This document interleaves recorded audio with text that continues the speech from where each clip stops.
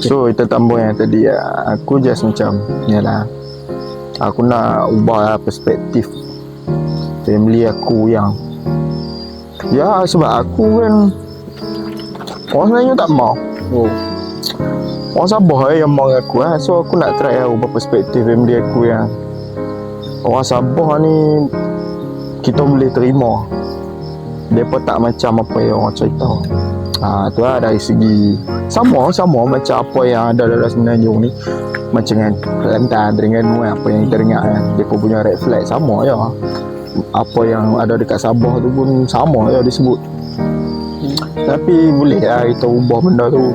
Selagi kita tak try buat tu kan, orang takkan percaya benda tu ada. Doa lah aku kaya kan, mau kahwin sama orang Sabah. Lepas tu mau tiket flight pun 1,000 lebih sudah. Banyak lah belajar. Mereka ada budaya mereka, kita ada budaya kita. So kita boleh share apa yang kita ada, mereka boleh share apa yang mereka ada. Muka aku bahagia lah sekarang.